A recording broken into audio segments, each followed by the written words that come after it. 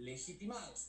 Ahora, ahí tenemos nosotros un asunto que hay que distinguir, como les decía, respecto del tema de la legitimación procesal, porque, y perdónenme porque estoy ubicando el precedente que quiero hacerles presente, la Corte Constitucional, usted sabe, hasta antes de este curioso señalamiento que les voy a comentar, la Ley de Garantías, artículo 9, letra A, señalaba que estaban habilitados para proponer personas naturales, personas jurídicas por sí mismos, es decir, individualmente, o decía a través de, dice todavía, a través de representante o apoderado, personas naturales, jurídicas, comunidades, pueblos y nacionalidades, decía la Ley de Garantías, lesionadas en uno o más de sus derechos fundamentales, cuestión que era bastante importante para el tema de la legitimación, que podían actuar por sí mismas o a través de representante o apoderado. Esa era la disposición de la Ley de Garantías Jurisdiccionales. Ocurre que en el año 2017 se presenta una llamativa acción extraordinaria de protección en donde el empleador de una señora que trabajaba como doméstica en una casa presenta una acción de protección contra el IES porque no le habían estado otorgando los beneficios de seguridad social. Entonces el señor presenta a nombre de su colaboradora, de su empleada doméstica, esta acción de protección, y el juez, con obvia razón, le requirió el poder o la representación para poder actuar en nombre de esta persona y le negó la acción de protección al no poder haber acreditado esta legitimación, esta categoría de legitimación procesal. Esto llegó en apelación a la Corte Provincial. La Corte Provincial confirmó la decisión del juez de primera instancia y esto subió a la Corte Constitucional finalmente en una famosa acción extraordinaria de protección. ¿Quién era? Y esto solamente es un dato curioso, ¿quién era el proponente de esa acción de protección? Uno de los 9 miembros de la Corte Constitucional, el señor Manuel Viterio Olvera, que era juez de la Corte Constitucional. El señor presentó la acción de protección y a la vez, obviamente, tenía que resolver el tema en acción extraordinaria de protección. Ahí hay una cuestión muy curiosa respecto a este caso, porque la Corte Constitucional, a pretexto de esta cuestión, declaró la inconstitucionalidad sustractiva, reductora, de parte del artículo 9, letra A de la Ley de Garantías Jurisdiccionales, eliminando esa frasecita de vulnerada o amenazada en uno más de sus derechos fundamentales. Entonces, a pretexto de esta confusión en la que entra la Corte Constitucional, entre legitimación en la causa y legitimación en el proceso, que son cuestiones totalmente diferentes, tienen relación, pero son diferentes categorías de legitimación. Finalmente, la Corte se baja esto argumentando que es contrario al artículo 86, número 2 de la Constitución, porque, según decía la Corte en ese tiempo, la Constitución establece una legitimación amplia, legitimación popular. Y entonces eliminó esa frase creyendo entonces que ahora cualquier persona puede presentar, en este caso, acción de protección a nombre de un tercero sin acreditar o sin tener la necesidad de acreditar un grado de legitimación procesal que tendría que ver con la exigencia de la representación o con una especie de mandato que finalmente es el poder.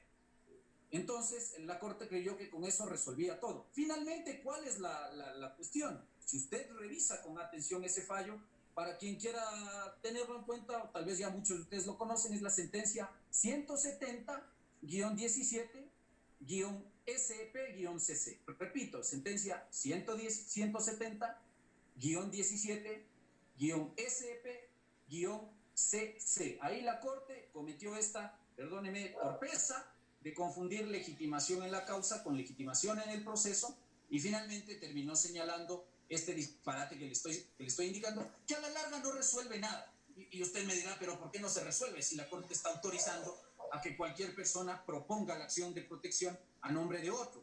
Porque la última parte no fue declarada inconstitucional, es decir, no se eliminó el requisito de que el tercero que participa presentando la acción de protección a nombre de otra persona tenga que acreditar el poder o la representación. Y en este sentido, entonces, las cosas no han cambiado. Entonces, cuando usted tenga un caso en calidad de accionante o de accionado, cuando corresponda, y le vayan a sacar este famoso precedente, porque de hecho Muchos, en el caso, por ejemplo, de las instituciones, están utilizando bastante esta cuestión, o por ejemplo, ahora que está de moda el tema medioambiental y el asunto de los derechos colectivos, muchos colectivos están abusando de este fallo y le están haciendo decir cuestiones que finalmente no termina diciendo. Con esto lo único que le quiero decir es que usted, si va a proponer la acción y tiene capacidad legal para hacerlo, lo puede hacer por sí mismo, pero también obligatoriamente, si hay otra persona que va a actuar a su nombre, pues tiene que acreditar o poder o representación. Y ahí usted va a encontrar jurisprudencia variable de la Corte Constitucional respecto a este tema. Por ejemplo, va a encontrar jurisprudencia en la que nunca le han exigido que en el poder específicamente conste la facultad de proponer acciones de garantía constitucional, y hay otros precedentes en los que la Corte ha dicho que es requisito indispensable del poder señalar en el documento en el que se constituye la capacidad del mandatario para proponer acciones de defensa constitucional. Mi sugerencia siempre será, en todo caso, que si usted va a actuar mediante un poder o incluso como procurador judicial, que finalmente es una especie de mandato, que sería el caso de nosotros como abogados litigantes, en el caso de quienes litigan, pues la recomendación siempre será incluya en el poder o incluya en la procuración judicial el establecimiento específico de que usted tiene capacidad y que tiene autorización para proponer acciones de defensa constitucional, acción extraordinaria de protección, acción de protección y ese tipo de cuestiones. Ahora, en el caso de las personas jurídicas, siempre van a tener que actuar a través de su representante legal, así que a la demanda acompañará a usted el respectivo habilitante. Lo que sí vamos a tener que señalar respecto de las personas jurídicas es algunas cuestiones que ha ido indicando esta Corte Constitucional, en las que, si usted quiere, se ha ido recortando la posibilidad de que personas jurídicas de derecho público puedan proponer acciones de garantía constitucional, y puntualmente en el caso de la acción de protección. Usted recordará que hace algunos meses la Corte Constitucional, con ponencia de la juez Daniela Salazar, sacó un precedente conocido como el caso Diario La Hora, dentro de un proceso de selección y revisión de una acción de protección en la que este diario había participado en calidad de accionante, en calidad de accionado en realidad, porque curiosamente quien propuso la acción de protección fue el Estado, argumentando violación del derecho a la honra, al honor, al buen nombre. Finalmente, en este precedente, ustedes supongo sí lo deben tener en cuenta, si no, también les doy la referencia jurisprudencial por si acaso, es la sentencia número 282-13-JP/19. Les repito, sentencia 282-13-JP/19. En ese fallo, ¿qué dice la Corte? Dice una cosa que ya no es novedosa en Ecuador, porque ya el antiguo Tribunal Constitucional zanjó este problema de si las instituciones del sector público podían ser legitimados activos en materia de acciones de defensa de derechos. Y el Tribunal Constitucional, por allá en el año 2003 y en el año 2005, ya señaló que el Estado, no siendo titular de todos los derechos fundamentales, y aquí hay una diferencia sustancial respecto de la sentencia de ponencia de la juez Salazar, pues hay algunos derechos que, perteneciéndole o teniendo como titular a la persona humana, al ser humano, también le son extensivos al Estado, y que solamente en esos casos sí cabría pensar en la posibilidad de una legitimación activa, si usted quiere, restringida, reducida, de los órganos del poder público. Pero el Tribunal Constitucional finalmente ya resolvió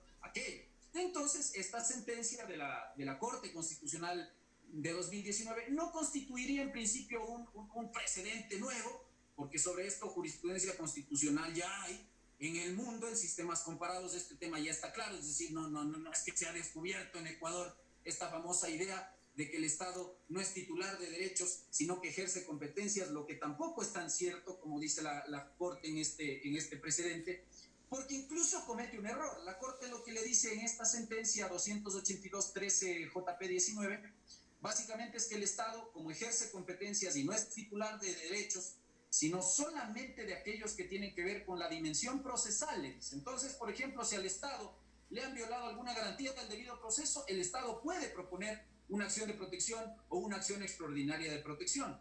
Pero le dice, en el resto de derechos que son o le pertenecen al ser humano, a la dignidad humana, pues en esos casos el Estado no puede intervenir. Y ahí es donde a algunos nos ha llamado la atención, porque claro, por ejemplo, el Estado no ejercerá pues derecho de propiedad sobre los bienes de dominio público. Es la primera pregunta que yo me hago. Es decir, para la Corte el Estado no ejerce derecho de dominio. Es decir, en caso de que haya una expropiación irregular entre instituciones del sector público, no cabe la acción de protección en defensa de ese derecho fundamental, que también le es extendido al Estado. El Estado no es titular, por ejemplo, del derecho a la igualdad formal y material. Es decir, hay cuestiones ahí que la jurisprudencia pretende creerse novedosa cuando en realidad no nos aclara y además es bastante engorrosa. Pero, sin embargo, abogados institucionales que probablemente estén conectados con nosotros ahora, pues tiene usted esta limitación. Y a partir de este precedente, en muchas sentencias de acción extraordinaria de protección, usted podrá ver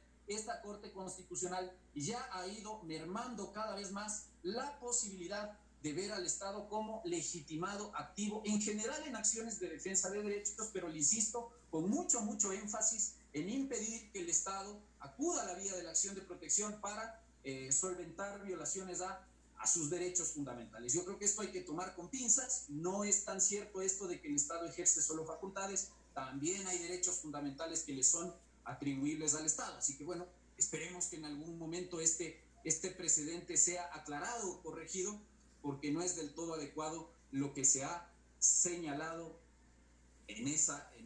a ese respecto. Y bueno, usted sabe, también tenemos unas categorías de legitimación pasiva que debemos observar, es decir, la acción de protección no puede entablarse contra toda autoridad, se debe tratar de autoridad pública no judicial, y ahí también hay algunas discusiones que, si el tiempo nos alcanza, usted tiene preguntas, pues las podemos ir zanjando. Eso incluye un universo muy amplio de entidades y órganos del poder público. A mí más bien lo que me interesaría en este punto, que es donde poco se discute, es el tema de la procedencia de la acción de protección respecto de particulares, porque aquí también hay algunas cuestiones que se tiene que revisar y que tienen mucha incidencia con otro aspecto que también quisiera topar, digamos, no a mucha profundidad, porque entiendo que hay otro colega que va a topar el tema de la prueba en el procedimiento constitucional, que tiene que ver con la regla de la inversión de carga probatoria.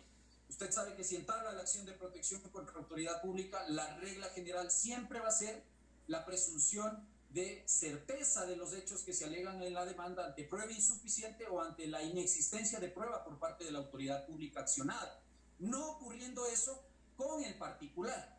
Es decir, si yo entablo la acción de protección contra el particular, tengo yo la carga procesal de demostrar que ese particular me ha violado un derecho fundamental. Y entonces, en ese caso, usted tiene ahí también unas categorías de legitimación pasiva que debe observar. Es decir, tampoco es que la acción de protección va a proceder contra particulares al buen tuntún. Tiene que también revisar de qué se trata. Y ahí usted tiene algunas categorías. Por ejemplo, el prestador de servicios públicos, quien actúa prestando o ejerciendo actividades en calidad de concesionario, en calidad de delegatario, llama la ley. Ahí tenemos un lastre que el Ecuador arrastra en materia conceptual. Es un aspecto más de derecho administrativo.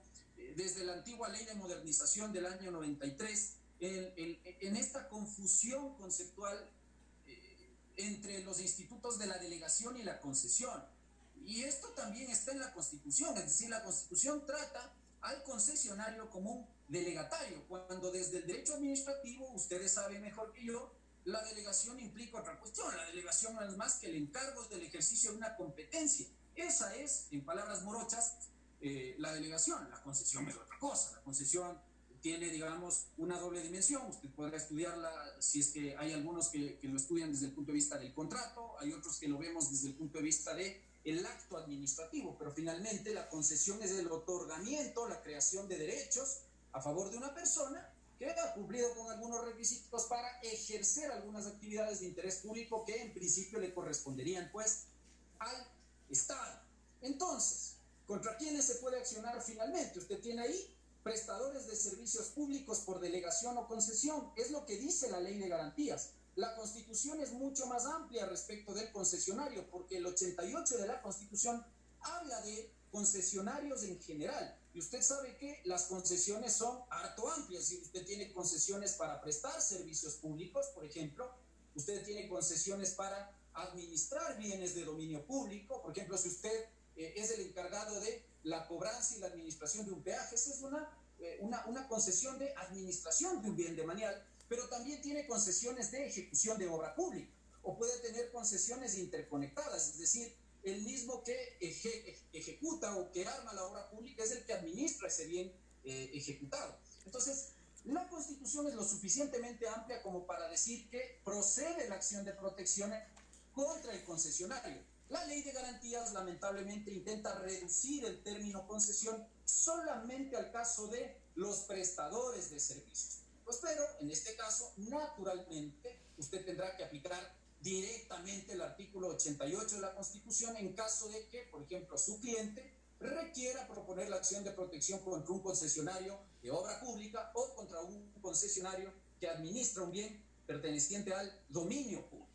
También quienes ejercen la prestación de servicios públicos impropios o de interés general. ¿Qué es un servicio público impropio? Finalmente, es una actividad de interés público que en principio también tendría que ser asumida por el Estado, pero que por cuestiones de insuficiencia tecnológica, de insuficiencia de infraestructura, pues le son entregadas al particular. Ejemplos, por poner algunos, por ejemplo, la prestación de servicios bancarios. Ese es un típico ejemplo de servicio público impropio. La prestación de transporte, ese es otro ejemplo de servicio público impropio. Incluso la prestación del servicio, si lo vemos desde esta lista, de educación. La educación privada es también una forma de prestación de un llamado servicio público impropio que en palabras de algunos autores del derecho administrativo incluso son asimiladas a la noción de actividad de interés público o actividad de interés general.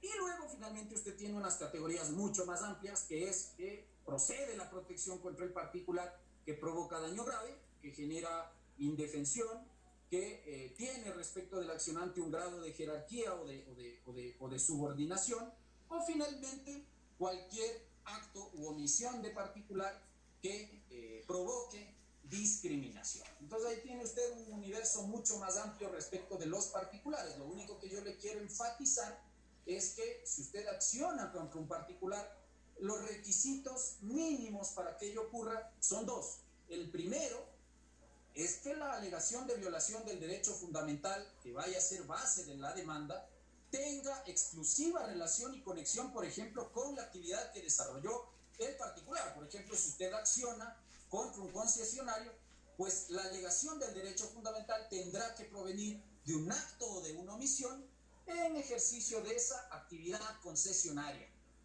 Debe tener una conexión. Y naturalmente el segundo requisito que nosotros debemos cumplir es finalmente el de probar.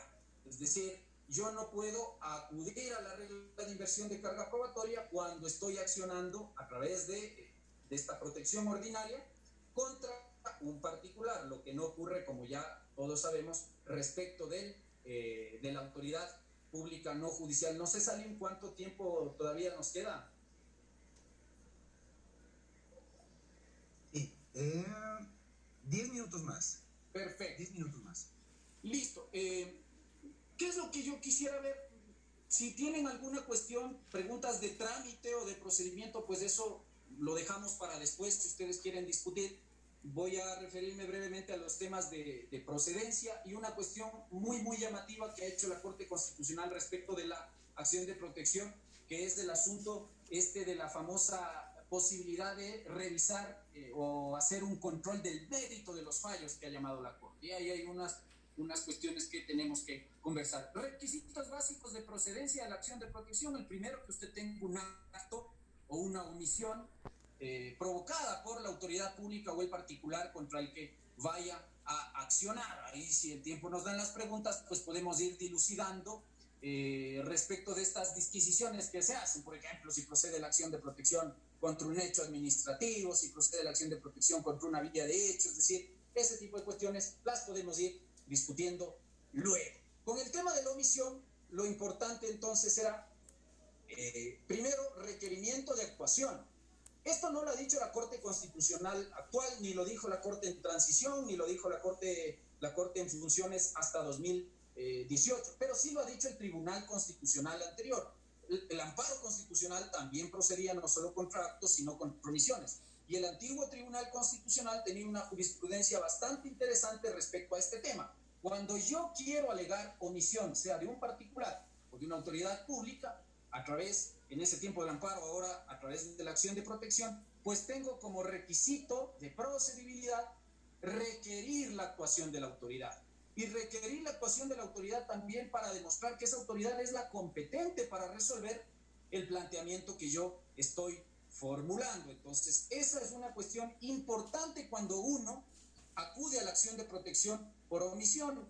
A mí me ha pasado en lo particular que hay jueces que sí solicitan en la audiencia, por ejemplo, la prueba de este requerimiento previo de actuación para hacer caer en mora al ente o a la persona accionada. Y esto porque a veces aplican los precedentes del Tribunal Constitucional. Usted sabe que ahí también tenemos una discusión jurisprudencial respecto a si son o no aplicables los precedentes del Tribunal Constitucional. Finalmente la Corte Constitucional zanjó esa discusión, indicando que en lo que sea pertinente y aplicable al régimen actual de garantías, pues tenemos que observar también los precedentes del extinto Tribunal Constitucional, y este es uno de aquellos precedentes que por supuesto son aplicables a la garantía de la acción de protección. Entonces, acto u omisión, en el caso de la omisión, yo siempre voy a sugerir el requerimiento previo de actuación, de tal manera que con eso, una vez que o no me contestan, o me contestan lo que les da la gana, como generalmente suele ocurrir, pues acudo a la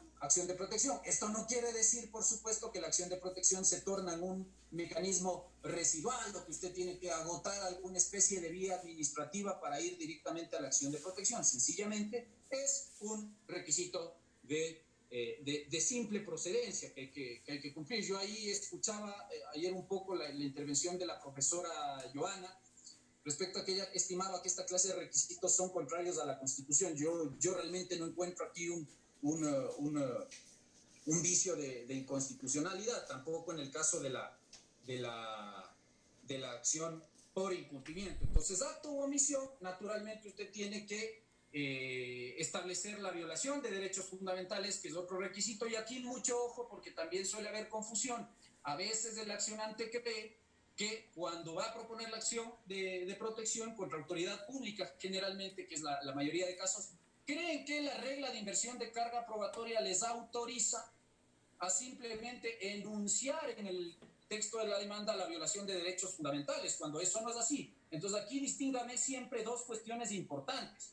La primera, la carga argumentativa respecto de la violación de derechos fundamentales en tanto requisito de procedencia no se va a ver reemplazada, esto por favor, no se va a ver reemplazada por la regla de inversión de carga probatoria en el caso de las autoridades públicas accionadas. No confunda las dos cosas. Artículo 10. Usted tiene la carga argumentativa como accionante en todos los casos contra autoridad pública o particular de desarrollar y de ofrecer fundamentos certeros, sólidos, al juez respecto a por qué usted estima que a través de esos actos u omisiones que usted está identificando en la demanda es que ese particular o ese ente público le ha lesionado un derecho fundamental. Es decir, usted no puede argumentarme de entrada inversión de carga probatoria para relevarse de su carga argumentativa en este caso. Si usted no argumenta, entonces incumple un requisito de procedencia de la acción de protección, y usted y yo sabemos qué es lo que va a ocurrir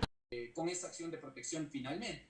Entonces, esa es una cuestión, y otra cuestión distinta es la carga de la prueba, es decir, quien tendrá que demostrar que no hubo el acto u omisión, o que a través de ese acto u omisión no se ha vulnerado un derecho fundamental, cierto es, será siempre la autoridad pública no judicial accionada. Pero en esto, ojo, mucho cuidado, porque es un lugar común creer que al presentar la acción de protección basta con que yo le diga al juez, se me violó el derecho a la educación, citar la norma constitucional correspondiente y creer que con eso el juez me puede conceder la acción de protección. Porque además, usted ya va a encontrar en la jurisprudencia desde la Corte Constitucional cervecera, y esta Corte también lo ha ratificado, la obligación de fundamentar. La Corte le ha dicho, no basta solamente con enunciar que se ha violado un derecho fundamental, también bastará con fundamentar sobre la violación de derechos. Si el juez no encuentra argumento, el juez no está obligado, ni siquiera a pretexto de la regla iura novit curia, a conceder la acción de protección, porque muchos me dirán, bueno, el juez tendrá que aplicar esa regla y suplir las omisiones de derechos, artículo 4, número 13 de la ley de garantías. Y yo le diré, bueno, sí, el juez puede aplicar la regla iura novit curia, pero a partir de los argumentos que yo le coloco en la demanda. Es decir, el juez no va a suplir omisiones de algo que finalmente no se argumentó. El juez no va a cubrir vacíos o no va a corregir errores en la argumentación jurídica cuando esta argumentación jurídica no existe. Es decir, también cuidado con esto. Abusar de la regla iura novit curia tampoco es una opción. Sí le voy a recomendar que luego de fundamentar sobre la vulneración de derechos en la demanda, al final siempre pongo un parrafito haciéndole presente al juez constitucional que lo que usted ha expuesto como fundamentos jurídicos en su demanda se hace sin perjuicio de la aplicación de la regla iura novit curia prevista en el 4, número 13 de la ley de garantías, de tal manera que el juez pues sencillamente pueda también hacer un ejercicio de interpretación, si usted quiere, sistemática de las normas que tienen que ver con los derechos fundamentales. Luego viene finalmente el famoso tema de la controversial inexistencia de otra vía. Es decir, aquí la discusión siempre ha girado en creer, por parte de quienes son accionados, que el mecanismo de solución para todas las cuestiones que tienen que ver con violación de derechos fundamentales es finalmente la vía contencioso-administrativa.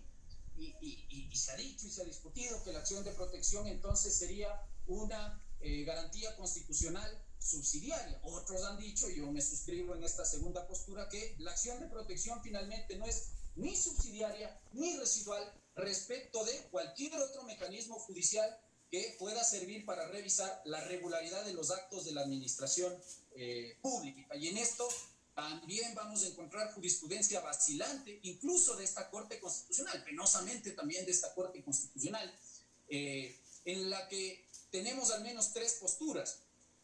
Primero, partamos por distinguir qué vamos a entender nosotros por subsidiariedad y qué vamos a entender nosotros por residualidad. Cuando nosotros hablamos de subsidiariedad, querría decir sencillamente la exigencia que va a hacer el ordenamiento jurídico para que pueda yo proponer la acción de protección demostrándole al juez que en el ordenamiento jurídico no existe otra vía procesal, ni administrativa, ni jurisdiccional, que sea adecuada y eficaz para proteger el derecho fundamental que yo estimo se ha vulnerado. Le repito, la subsidiariedad se entendería como la exigencia que haría la ley para que el accionado solamente acuda a la acción de protección, para que el accionante, perdón, acuda a la acción de protección solamente en el evento de que demuestre que no existe vía procesal adecuada y eficaz para la protección del derecho.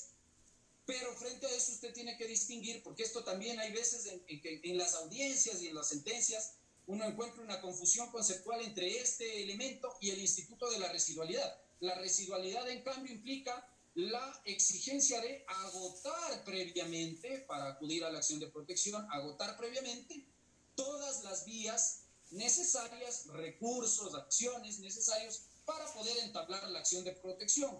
Entonces son, como usted ve, institutos totalmente diferentes. Mientras en el uno tengo que demostrar que no hay vía, en el otro tengo que agotar vía para acudir a la instancia de la acción de protección. Por ejemplo, la acción extraordinaria de protección sí que es una acción de carácter residual, porque como usted ve, la propia Constitución exige agotamiento previo de recursos para acudir a la acción extraordinaria de protección.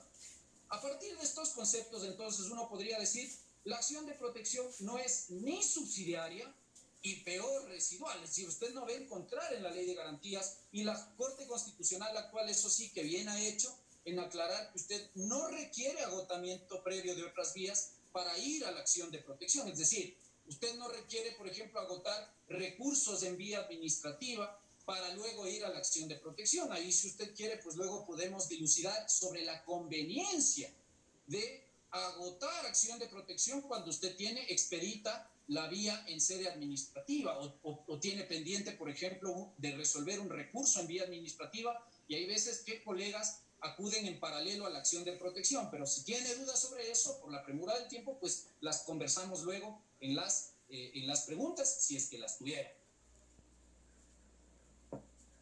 Pero con lo que nos quedamos es con el aspecto de la subsidiariedad, que es lo que nos trae dolores de cabeza a quienes vamos proponiendo acciones de protección, a quienes son jueces y quienes pretenden sacarse el caso de encima en calidad de legitimados pasivos, con el sencillo argumento de decir que el accionante tiene que ir a la vía contencioso-administrativa para que la cuestión sea desechada.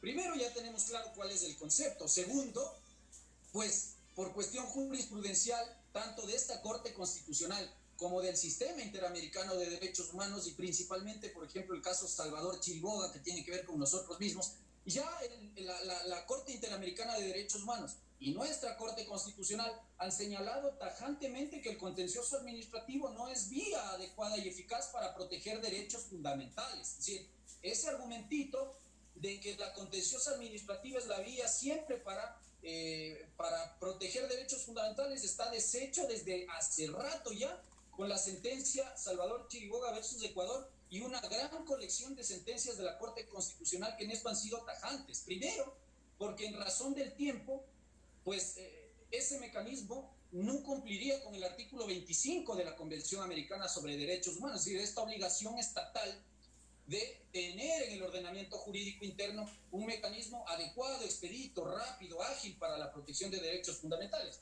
Ustedes y yo sabemos que en la práctica el contencioso administrativo, sea con la antigua ley de la jurisdicción o sea con el famoso COGEP, que no ayudó en mucho en este tema, pues el contencioso se demora en términos de tiempo nada más, mucho más que una acción de protección. Así que en términos de tiempo no es vía adecuada y eficaz. En razón de la materia tampoco, porque lo que conoce el contencioso administrativo es la regularidad de las actuaciones de la administración pública, lo que no ocurre con la acción de protección, que se ocupa, como ustedes saben, simple y llanamente de la lesión o vulneración de derechos fundamentales. Es decir, las dos no se yuxtaponen porque conocen además aspectos totalmente diferentes. Y además por el tratamiento procesal que la Constitución le da a las garantías jurisdiccionales y que no tiene mayor relación con lo que ocurre con la acción contencioso administrativa. Lo otro que hay que anotar es que ya la Corte Constitucional también ha prohibido abiertamente que los jueces acudan al sencillo argumento de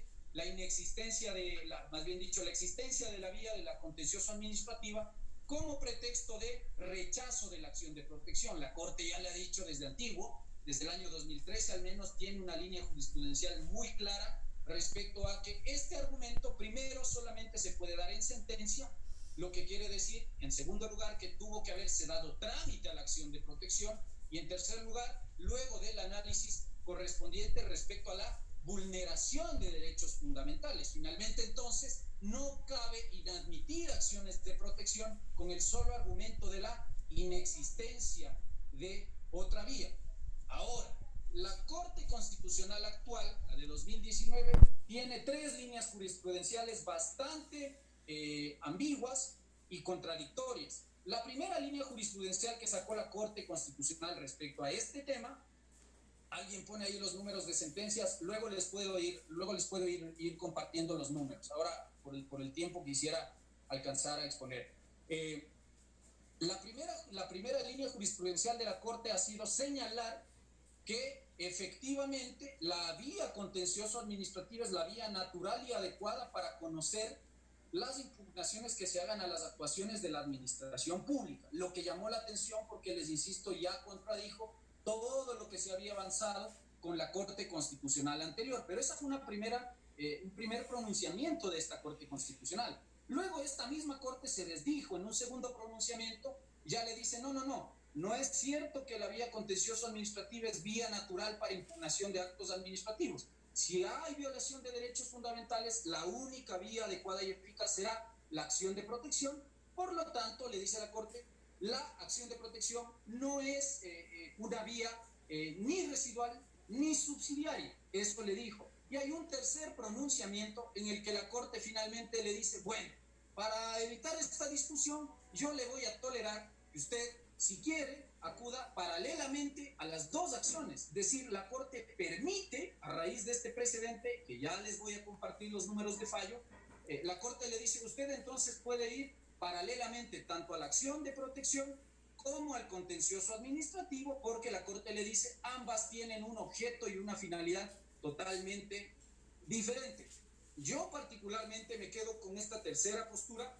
Siempre he creído que es posible desde el punto de vista procesal acudir paralelamente a la acción de protección y a la contencioso administrativa. No creo que se yuxtaponen, no creo que si es que el juez de acción de protección le niega la garantía, eso pueda incidir en la vía contencioso administrativa, porque les insisto, son acciones que, como ustedes conocen mejor que yo, siempre van a perseguir distintas finalidades. Entonces, en ese sentido, pues, si usted en algún momento estima acudir a las dos vías de modo paralelo, tenga presente que tiene cobertura jurisprudencial para hacerlo. Y finalmente, un tema de la acción de protección que quisiera topar para ya cerrar esta charla, es el relativo a la posibilidad de que la Corte Constitucional ejerza las facultades, entre comillas, de juez de tercera instancia, es decir, de juez de revisión de las sentencias ejecutoriadas de acción de protección a través de ya conocen ustedes, la famosa acción extraordinaria de protección. Y en esto solamente un breve comentario, tal vez me tome unos 5 minutos más. Hasta el año 2013, el comportamiento de la Corte era unívoco. A través de la acción extraordinaria de protección, la Corte siempre permitió la impugnación tanto de sentencias de la llamada justicia ordinaria como de las sentencias y autos ejecutoriados de la justicia constitucional, provenientes principalmente de acciones de garantía jurisdiccional que se tramitan por fuera de la Corte Constitucional. Es decir, la Corte ahí, desde un inicio, nunca prohibió la posibilidad o nunca distinguió la alternativa procesal de proponer la acción extraordinaria también contra sentencias de garantía. ¿Qué ocurre a partir del año 2003? La Corte empieza a adoptar un comportamiento bifurcado y usted encontraba sentencias ya, digamos, en donde se hacía esta distinción.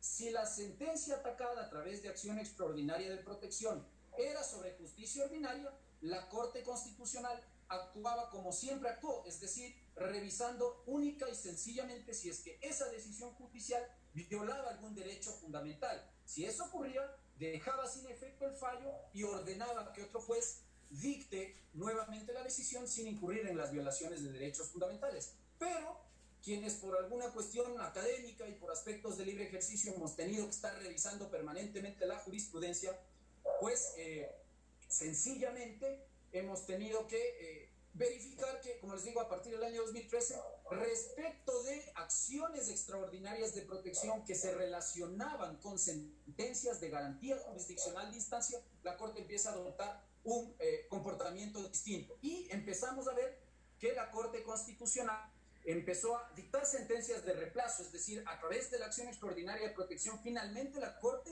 revisaba el fondo del asunto que se debatió, por ejemplo, en la acción de protección, y si es que la Corte estimaba que la acción de protección era procedente, pues dejaba sin efecto la sentencia impugnada y dictaba sentencia de reemplazo, es decir, convirtiéndose en una verdadera tercera instancia en materia de garantías jurisdiccionales. En otros casos, usted verá, la Corte declaraba la ejecutoria de la sentencia de acción de protección, lo que era ajeno a todo el comportamiento jurisprudencial que había mantenido en materia de acción de protección. Es decir, si la Corte Constitucional estimaba, por ejemplo, que la sentencia de primer nivel de acción de protección estaba bien dictada y que cumplía con los requisitos de ley y que no había vicios de motivación, etcétera, y anulaba, por ejemplo, la sentencia de corte provincial por inmotivación, por lo que sea, pues declaraba la ejecutoria de la sentencia de primer nivel de acción de protección, órgano de tercera instancia. Y finalmente también una cuestión que no ocurría respecto de las otras acciones extraordinarias de protección relativas a justicia ordinaria, que era dar órdenes a quien en la instancia de acción extraordinaria no era parte procesal, porque claro, cuando usted propone la extraordinaria, usted sabe que no se convierte, quien litigó con usted, no se convierte en esa nueva instancia de acción extraordinaria en su contraparte procesal. Finalmente la Corte dejaba sin efecto el fallo y le daba órdenes a quien ni siquiera se había podido defender. Eso generó básicamente dos problemas. El primero, la bifurcación jurisprudencial que teníamos, y el segundo, el dejar en desuso el famoso mecanismo de selección y revisión de sentencias, porque muchos nos decíamos, bueno, tiene usted un mecanismo a través del cual puede hacer eso, que no es la acción extraordinaria de protección, sino la selección y revisión. Si usted quiere entrar a revisar el fondo de lo que se debatió en un proceso de garantía jurisdiccional que le ha llegado a instancia de Corte Constitucional, para eso 86 número 4 de la Constitución y 25 y siguientes de la Ley de Garantías tiene un procedimiento que se llama selección y revisión. Ahí sí que la Corte Constitucional tiene amplia facultad para, una vez que selecciona el caso, dictar sentencia de revisión y corregir no solo las vulneraciones de derechos fundamentales que por supuesto se pueden producir también en el trámite y en las sentencias de garantía jurisdiccional, sino incluso emitir un pronunciamiento de fondo respecto a la cuestión que se debatió en la sentencia de garantía jurisdiccional, en el proceso de garantía jurisdiccional. Cuando esta Corte Constitucional se posesiona, muchos decíamos, bueno, este defectuoso comportamiento jurisprudencial se va a corregir. Y penosamente eso no ha ocurrido también, porque esta Corte Constitucional, si bien es cierto, ha incrementado un número bastante aceptable las sentencias de selección y revisión, no corrigió este error. Y finalmente lo que le dijo en una sentencia de ponencia del juez Enrique Herrería, que resulta ser llamativa, es lo siguiente. La primera cuestión es que la Corte Constitucional confirma, esta Corte Constitucional confirma, le doy el dato de la sentencia de una vez, la sentencia 176-14-EP/19, sentencia 176-14-EP/19, gracias a quien redactó en el chat.